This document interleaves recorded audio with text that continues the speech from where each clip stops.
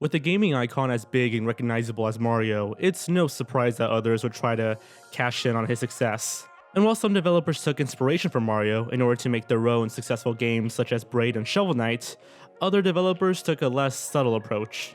And by less subtle I mean completely shamelessly ripping it off. So today we'll be bringing these games into the limelight to take a look at how they ripped off the original Mr. Video Game. These are the 10 strangest ripoffs of Super Mario Bros.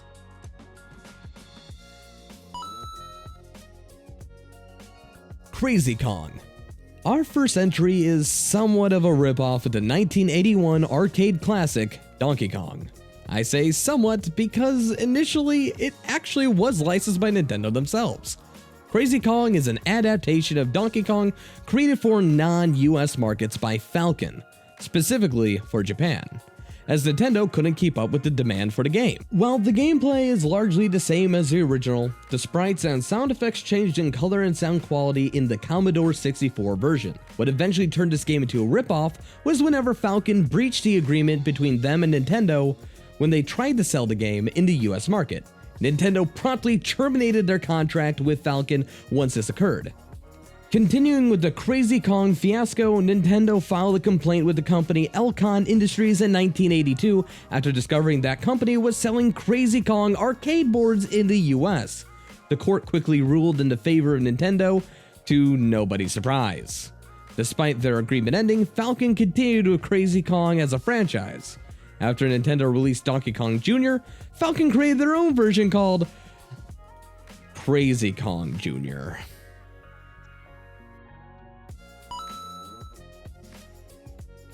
Manino Save Story, Super Jump World, and Ultra Dario. For this entry, we'll be looking at 3 games, which are so similar they may as well be the same thing. First up, we have Manino Save Story, which blatantly uses the sprites from Super Mario World, as well as uses Paper Mario on the App Store icon. The game is just a carbon copy of Super Mario World, just without the good gameplay. Instead of being fluid and versatile, Manino feels sluggish when he walks, and he can barely lift his feet off the ground. He's gonna have to try a bit harder if he wants to save his brother from Bowler. Second, we have Super Jump World, which is essentially the St. Paddy's Day version of Super Mario Bros. Instead of Mario, you play as a leprechaun who collects 4-leaf clovers instead of mushrooms, jumps on beetles instead of Goombas, and kicks snail shells instead of Koopa shells. The game also has the classic question mark blocks, as well as the 3 levels and a dungeon formula from the first Super Mario Bros. However, unlike Manino Save Story, the controls here are far too floaty, and the leprechaun can't seem to keep his feet on the ground. I guess Super Jump World is an accurate title, as the jumps are anything but normal, but that's not a good thing. Lastly is Ultra Dario, and there's really not much to say here. I mean, it's literally just Super Mario Bros, except you play as a caveman. You get mushrooms, fight Goombas and Koopas, and the music even has a similar riff that sounds almost identical to the start of the Mario Overworld theme. What kind of name is Dario anyways? Perhaps this caveman is just the long-lost third Mario brother, neglected by siblings, forever doomed to wander this shitty app. Or maybe it's just a quick cash grab. Probably the second.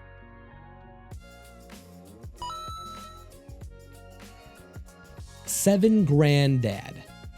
Seven Granddad is a notorious bootleg game popularized by a mysterious YouTuber known as Silva Gunner, who uploads high-quality rips of video game music at first glance.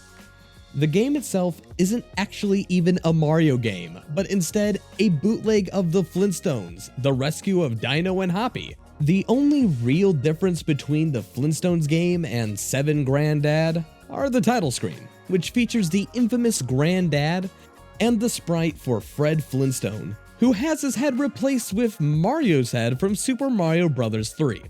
The origins surrounding this bizarre game are relatively unknown. Granddad himself originated in Dian Shi Ma Li, an unlicensed Famicom game released in 1989. Then, in 1992, an unrelated Chinese Famicom cartridge was released, which also contained an edited version of the Flintstones game called Granddad 3M. At some point, Seven Granddad arrived in the Russian Federation as an official Dendy game titled Super Mario 7. So yeah, quite the interesting history there. Seven Granddad itself was initially made popular by a YouTuber known as Vine Sauce, and later picked up by Gil Vasunner, who would sneak the Flintstones theme song into various other songs on his channel, fooling the viewer into thinking they were going to hear a song that they had clicked on. 7 Granddad is truly one of gaming's greatest mysteries and one of its greatest gifts.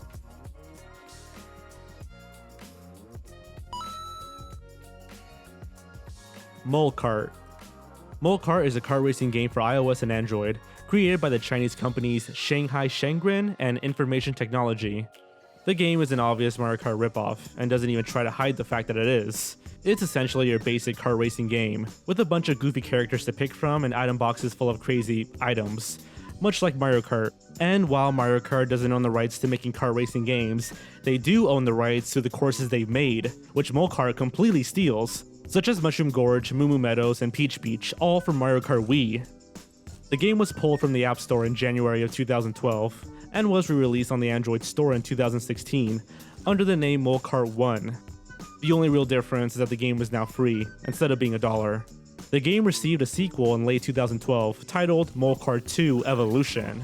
It had an immense makeover, changing it from a shameless Mario Kart ripoff to nothing special, just another generic iOS kart racing game. At least they learned their lesson, or rather they got caught, so by law they had to learn their lesson.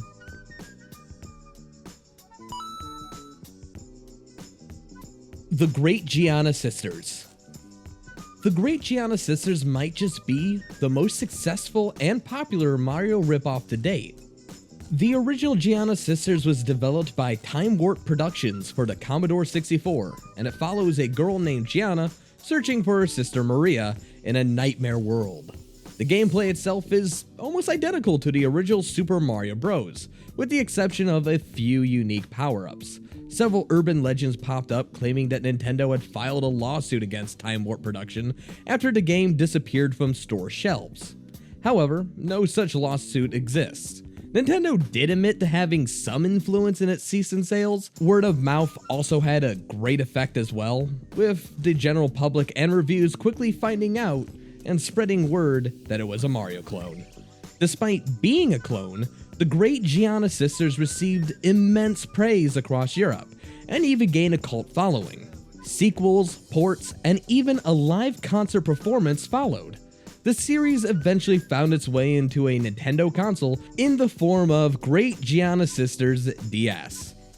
In 2012, a Kickstarter was successful in funding for a new installment in the series titled Giana Sisters Twisted Dreams. It had the original composer of the first Giana Sisters returning, and was described as a sequel to Giana Sisters DS. It was released on PC, Xbox Live, PlayStation Network, and the Wii U, to generally favorable reception.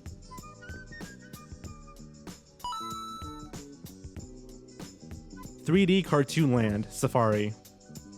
There are 2 types of Mario games in the main series: 2D platformers like the original Super Mario Bros. And 3D platforms like Super Mario 64. However, in 2011, Nintendo released a hybrid of these 2 gameplay styles, in the form of Super Mario 3D Land. Being a mainline Mario game, it was immensely successful. Many knockoffs weren't too far behind. 3D Cartoon Land Safari is a blatant ripoff of Super Mario 3D Land, minus all the fun, joy, creativity, and soul out of it. The main character is just a blonde guy wearing the iconic Mario garb, just without the signature M on the hat. He collects coins, jumps on Koopas and Goombas, and grabs flagpoles, just like Mario. They even have the propeller block power-up introduced in Super Mario 3D Land.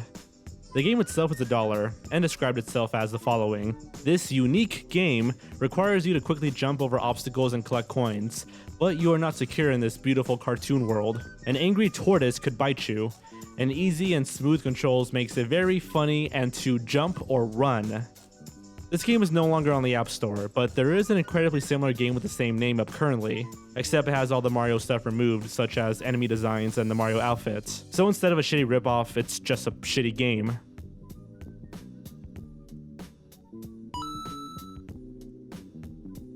Aira's Adventure 3D.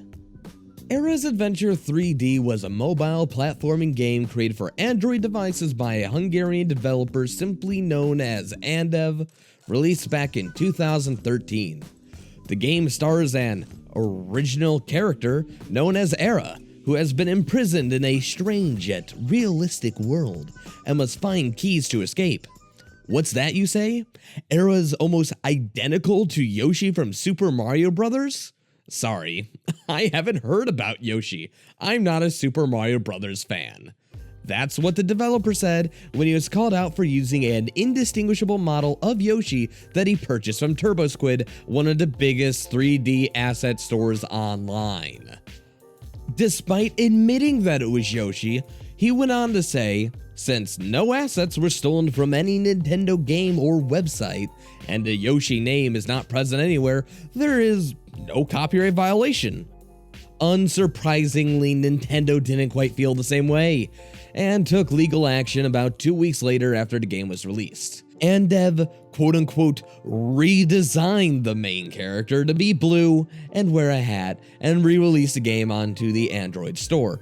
Unfortunately, Blue Yoshi still kind of exists, and a redesign simply was not quite enough for Nintendo. The game was promptly removed from the store and was retooled into Jak 3D. The same game with an actual original character, I think.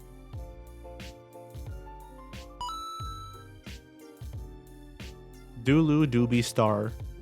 While the mobile market seems to be a breeding ground for these types of low-quality rip-offs of Super Mario Bros. And other popular games, the Chinese PC market has its fair share of gems as well. Shamelessly ripping off the stunning 2000 title Super Mario Galaxy, Dulu Doobie Star was surprisingly not developed by a nobody company with a shoestring budget, but rather a massive multimedia Chinese company known as Fanta Wild, which is a subsidiary of another large investment group. The company has its hand in video games, animation, CGI, and even theme parks. The mascots for Fanta Wild are these two dinosaurs, and in order to further promote these characters, a free PC game was released. And it's literally just Super Mario Galaxy, but with a blue dinosaur instead of Mario. The environments are the same, the moves are the same, and oddly enough, the Jeopardy theme plays in the overworld.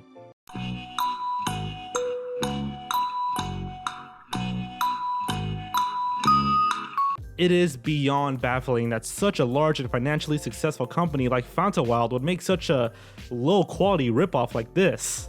But then again, if they can get away with it, then why wouldn't they?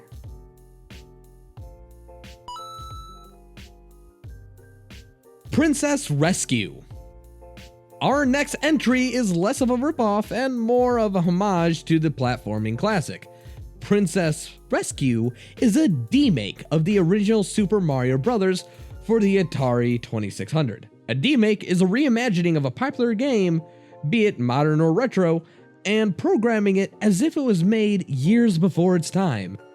Examples include Halo 2600's Super Smash Land and Mega Man 2600. The title Princess Rescue is a callback and a reference to the incredibly simple titles many Atari 2600 games had, often just being a basic description of the main task of the game. The creator of Princess Rescue, Chris Spray, was inspired by Mega Man 2600 and also used it as an opportunity to imagine what could have been if Nintendo and Atari hadn't ended their relationship in the mid-80s. Before Nintendo had gotten back into the hardware business, versions of their arcade titles were ported to the 2600, such as Donkey Kong and the original Mario Bros. The two companies almost even entered a partnership where Atari would have distributed the NES in America before they cut ties. The fan game is made with love and devotion to both the Mario series and the Atari 2600. Unfortunately, a physical version of the cartridge is no longer available, but it is available to download as a ROM for emulators.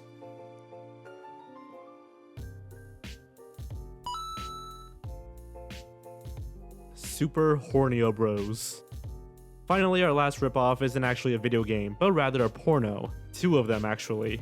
Super Hornio Brothers and Super Hornio Brothers 2 are pornographic parodies of the Super Mario Bros. Franchise, made in 1993, released around the same time as the official live-action adaptation of Super Mario Bros. The film features Ron Jeremy as Squeegee and TT Boy as Ornio, Buck Adams as King Pooper, who is Bowser, and Chelsea Lynx as Princess Perlina, who is supposed to be Peach. The plot is about as bad as you expect from a Mario porno. Two brothers are sucked into a computer game and must defeat King Pooper, who has kidnapped the princess and plans to force her to help him travel to Earth with a tub full of semen. What? Okay, moving on. Apparently, the film was made on a $20,000 budget, with Buck Adams overseeing the quality of the production as the quote-unquote new Mario Brothers Inside and Out. The films were relatively unknown until 2008, after Zach Parsons from Something Awful discovered the film and tipped off the rest of the internet. The first one is pretty much impossible to find. However, a Something Awful user did come across a copy of the sequel in 2014. The reasoning behind this is that Nintendo themselves actually bought the rights to both films to make sure that nobody ever sees them. So there you have it. Nintendo owns Mario porn. The more you know.